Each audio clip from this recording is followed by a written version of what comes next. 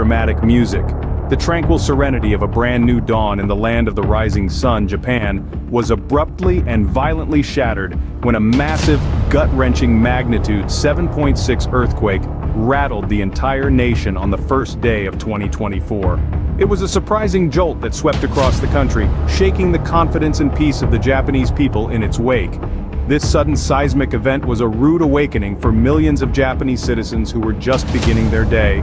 The quake's epicenter was pinpointed to be located in the picturesque Ishikawa prefecture, snugly nestled on the picturesque Noto Peninsula. The peninsula, a beautiful blend of scenic beauty and bustling life, is infamously notorious for its incessant tectonic activity.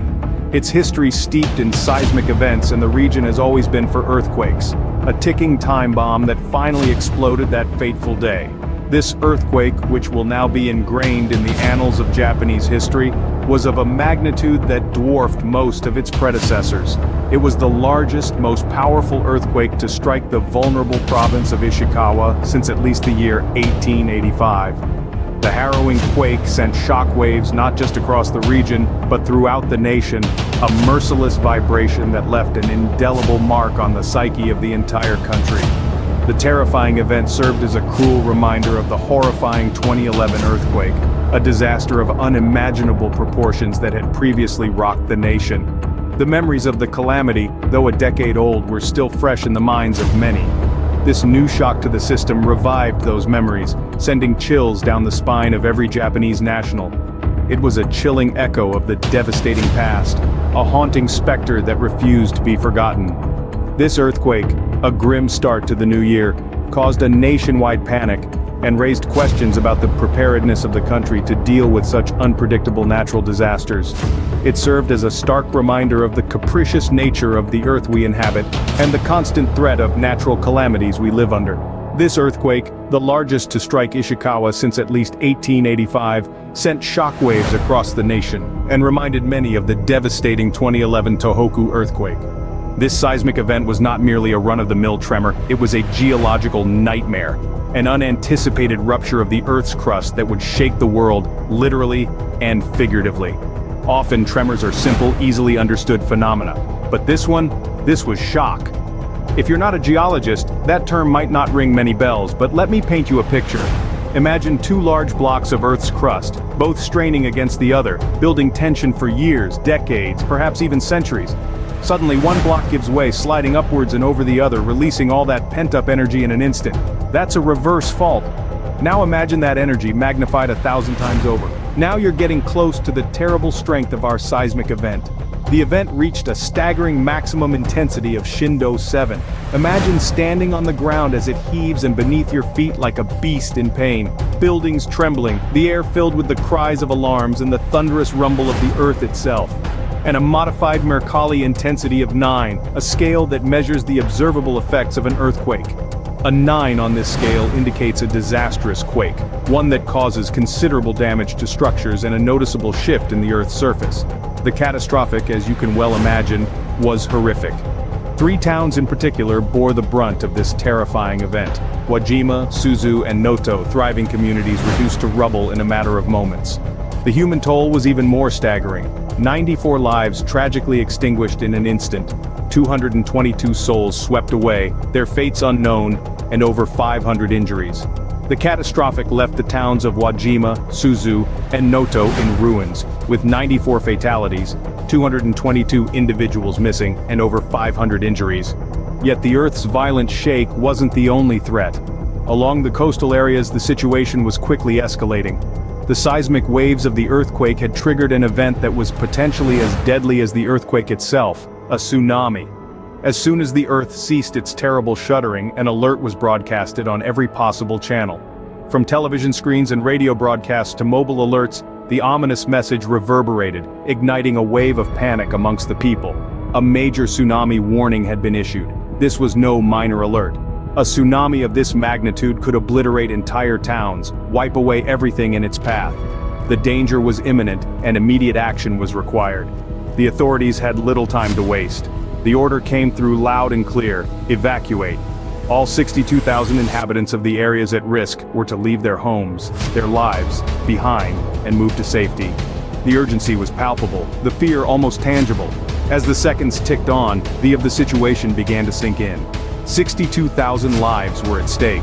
62,000 stories, dreams, and hopes all hung in the balance.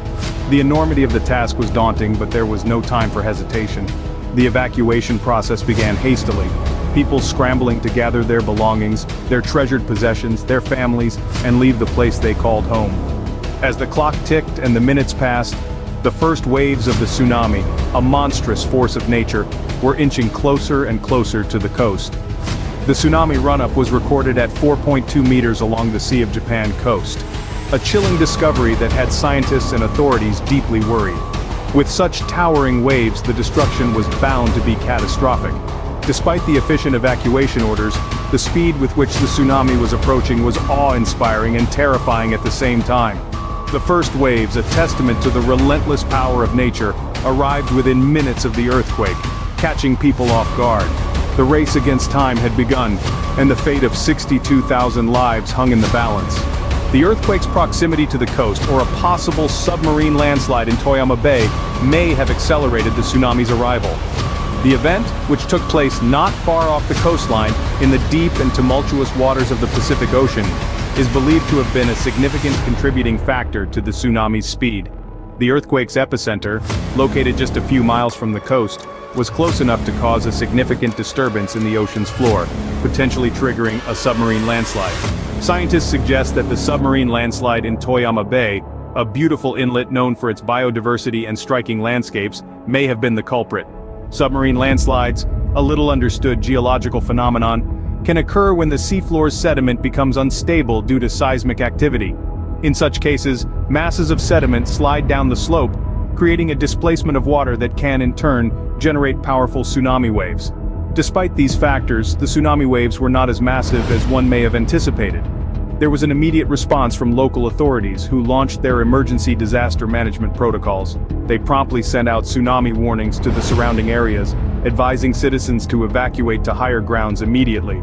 The local populace, having been trained in disaster preparedness, sprung into action.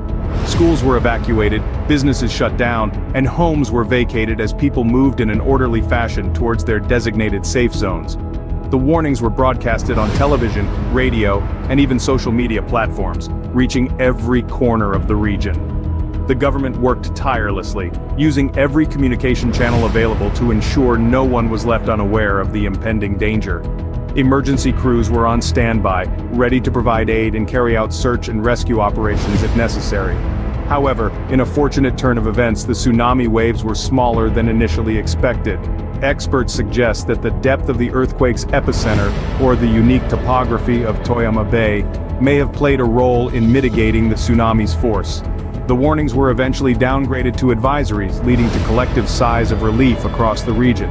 But the event served as a stark reminder of nature's unpredictability and the importance of disaster preparedness. However, the disaster didn't end there.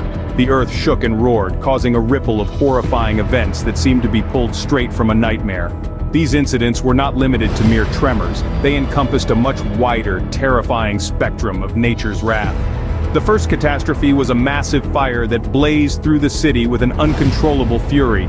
Flames leaped and danced across buildings, reducing everything in their path to mere ashes. This inferno wasn't selective, it took everything. Homes, offices, historical landmarks, all devoured by the insatiable flames. In tandem with the fire, the quake had also unsettled the once stable slopes around the city, triggering landslides that swept away entire neighborhoods. Like a colossal beast, the landslides roared down the mountainsides, tearing through structures and homes, leaving trails of destruction that seemed impossible to mend. The very ground beneath the city seemed to revolt, shifting and sliding, eradicating everything that once stood. As if wasn't enough, the earthquake had further repercussions. The once smooth and straight city roads were now a chaotic mess of uneven surfaces and gaping chasms. Roads, the city's veins that once flowed smoothly, now lay torn and ruptured. Vehicles were overturned, strewn across the roads, and in some cases, swallowed entirely by the hungry earth. But the impacts were not just confined to the land. Down at the harbor, the quake had roused the calm sea, causing to churn and heave, toppling fishing boats as if they were mere toys. The once serene harbor was now a chaotic battlefield. The boats that once gracefully sailed the waters now lay capsized, their hulls cracked and broken, sunk to the murky depths below. And amongst all this devastation, the people suffered the most. Buildings, once the city's pride, were damaged beyond repair. Homes that had sheltered families were flattened. The death toll was a chilling 48, and as the rescue efforts continued relentlessly, the count was feared to rise. The city seemed to be trapped in a daze of destruction, under the ominous shadow of an increasing death toll. The current death toll stands at 48, but as rescue efforts continue, this number is expected to rise. Japan is no stranger to natural disasters, and its resilience is continually tested. The island nation, situated in a precarious location along the notorious Pacific Ring of Fire, faces an ongoing struggle against the fury of the earth. Their plight is not a sporadic occurrence, but rather a constant battle against the elements. The disaster cycle, a cycle that involves preparation, response, recovery, and mitigation, is not just a theory here, it's a lived reality for most Japanese people. From ensuring stringent building codes to enforcing drills in schools and workspaces, preparation is ingrained in their societal fabric. In the immediate aftermath of a disaster, the focus turns to emergency response, which involves search and rescue operations, providing medical care, and ensuring basic necessities to affected communities. Then, it's a transition to recovery, an arduous process ranging from rebuilding infrastructure to restoring livelihoods. Rehabilitation efforts are always in the pipeline alongside this process, with a targeted approach to address the psychological trauma inflicted by such disasters. Mental health support is given paramount importance, as it is understood that the road to recovery is not just physical, but emotional too. Finally, strategies are continually being reevaluated and improved, with a consistent aim to reduce vulnerability to future disasters. As the nation grapples with the immediate aftermath, long-term recovery and rehabilitation efforts are already in the works, with a focus on mental health support and reducing vulnerability to future disasters. In summary, the initial dawn of 2024 brought a shocking disaster to Japan, a beautiful country known for its rich culture and technological advancements. An earthquake of frightening intensity, measuring a terrifying magnitude 7.6 on the Richter scale, struck without warning. The ground shook violently, buildings trembled, roads cracked open, and the lives of millions were disrupted in an instant. But the horror was not over yet. The earthquake was followed by a subsequent tsunami, a monstrous tidal wave of destruction that swept across the coastal regions of the country. It devoured everything in its path, causing widespread devastation, turning vibrant cities into ghost towns within seconds. The combined disaster of the quake and tsunami left the nation in a state of shock and trauma.